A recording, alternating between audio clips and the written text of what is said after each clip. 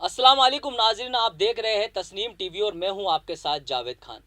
آج ہم بات کرتے ہیں محرم کی۔ محرم اسلامی سال یعنی ہجری سال کا پہلا مہینہ ہوتا ہے۔ ہجری سال کا آغاز اسی مہینے سے ہوتا ہے۔ اس مہینے کو مذہب اسلام کے 4 پاک مہینوں میں شمار کیا جاتا ہے۔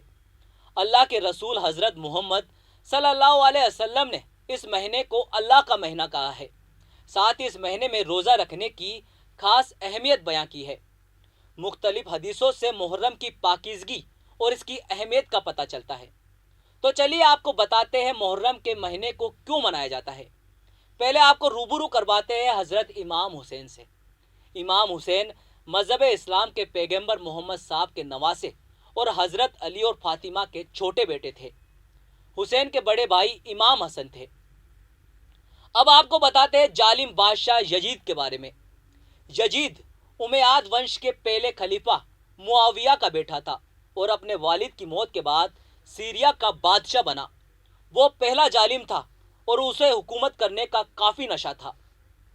بادشاہ یزید اپنے حکومت کو پورے عرب میں پھیلانا چاہتا تھا، جس کے لیے اس کے سامنے سب سے بڑی دقت تھی پیغمبر محمد صاحب کے خاندان کے اکلوتے چراغ امام حسین کی، جو کسی بھی حالت میں یزید کے سامنے جھکنے کو تیار نہیں تھے۔ امام حسین اپنے خاندان اور ساتھیوں کے ساتھ مدینہ سے عراق کے شہر کوفہ جانے لگے، پر راستے میں یزید کی فوج نے کربلا کے ریگستان پر امام حسین کے قافلے کو روک دیا۔ وہ 2 محرم کا دن تھا جب حسین کا قافلہ کربلا کے تپتے ریگستان پر رکا۔ وہاں پانی کا ذریعہ صرف فرات ندی تھی، جس پر یزید کی فوج نے 6 محرم سے حسین کے قافلے پر پانی کی روک لگا دی تھی۔ یزید کی طرف سے امام حسین کو جھکانے کی ہر کوشش ناکام ہوتی رہی اور آخر میں جنگ کا اعلان ہوا۔ تاریخ بتاتی ہے کہ یزید کی ہزاروں کی فوج کے سامنے حسین کے 72 بہادروں نے جس طرح جنگ کی، اس کی مثال خود دشمن فوج کے سپاہی ایک دوسرے کو دینے لگے۔ لیکن حسین جنگ جیتنے نہیں بلکہ اپنے آپ کو اللہ کی راہ میں قربان کرنے آئے تھے۔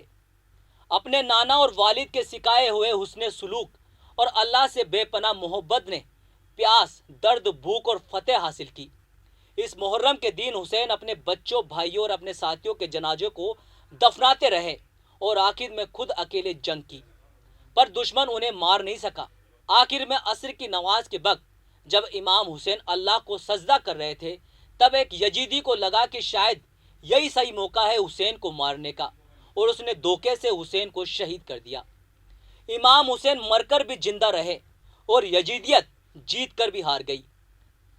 یہ ثانیہ سن کر ہر روح کانپ اٹھی اور ہر آنکھوں سے آنسو نکل آئے جب امام حسین کے قافلے میں زندہ بچی ان کی بہن زینب نے ان کے ساتھ ہوئے واقعات کربلا کو بتائے۔ خواجہ معین الدین چشتی نے کہا کہ حسین بادشاہ ہے، بادشاہوں کے بادشاہ ہے۔ عقیدت حسین سے ہے، عقیدت کے نگہبان حسین ہے۔ اپنا سر دے دیا، نہیں دیا اپنا ہاتھ یزید کے ہاتھ میں۔ بے شک عقیدت کا آئینہ حسین ہے۔ چلیے آپ کو بتاتے کہ دیش میں محرم کیسے منائے جاتے ہیں۔ مذہب اسلام میں شیعہ اور سنیوں کا الگ الگ طریقہ ہے، پر مقصد ایک ہی ہے، امام حسین کو یاد کرنا۔ کوئی تعزیہ نکال کر تو کوئی ماتم کر اپنا غم ظاہر کرتا ہے۔ جہاں پانی کی سبیلیں کربلا میں پیاسے رہے اس 6 ماہ کے بچے علی اصغر کی یاد دلاتی ہے، تو وہی کالے لال ہرے رنگ کے پنجے والے جھنڈے عباس علمدار کی یاد میں نکالے جاتے ہیں۔ ساتھ ہی کئی جگہ مجلس ماتم، نوحہ، جلوس، نیاز واز بھی ہوتے ہیں۔ شیعہ حضرات محرم کی 10 تاریخ کو کالے کپڑے پہن کر حسین اور ان کے ساتھیوں کی شہادت کو یاد کرتے ہیں۔ حسین کی شہادت کو یاد کرتے ہوئے سڑکوں پر جلوس نکالے جاتے ہیں اور ماتم منائے جاتے ہیں۔ محرم کی 9 اور 10 تاریخ کو سنی مسلمان روزے رکھتے ہیں اور مسجدوں اور گھروں میں عبادت کی جاتی ہے۔ محرم کی 9 تاریخ کو تازیوں پر لوگ سحریں پیش کرتے ہیں۔ لوگ اپنی عقیدت کے چلتے منتیں کرتے ہیں، اور جن لوگوں کی منتیں پوری ہو جاتی وہ بھی تازیوں کی زیارت کرتے اور اپنا نذرانہ پیش کرتے ہیں۔ شام سے شروع ہوا یہ سلسلہ دیر رات تک بدستور جاری رہتا ہے۔ گلابی شہر میں تازیہ نکالنے کی روایت صدیوں سے چلی آ رہی ہے۔ ہر سال مسلم علاقوں سے قدِ عام تازیہ ڈھول تاشوں کے جلوس کے ساتھ محرم کی 10 تاریخ کو نکالے جاتے ہیں۔ حکومت کے جانب سے اچھے تازیوں کو انعام دیا جاتا ہے ताजिया बनाने वाले उस्ताद अपने फन के जौहर ताजिया बनाकर दिखाते हैं।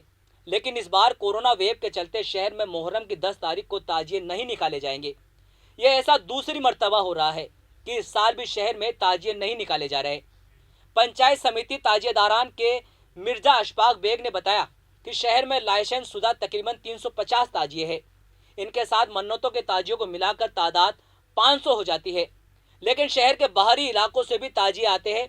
उन समेत सैकड़ों ताजिए करबला में दफन किए जाते हैं। कोरोना के मद्देनजर इस साल भी हम लोगों ने ताजिए नहीं निकालने का फैसला लिया है, क्योंकि ताजियों के जुलूस में हजारों की तादाद में लोगों का हुजूम देता है और इसकी वजह से कोरोना फैलने का खतरा मजीद हो सकता है। इस वजह से इस साल शहर में ताजिए नहीं निकाले जाएंगे। तो फिलहाल हमारी इस खास पेशकश में सिर्फ इतना ही। देश और दुनिया की तमाम खबरों के लिए आप देखते रहिए तस्नीम टीवी। अल्लाह हाफिज। हुसैन या हुसैन।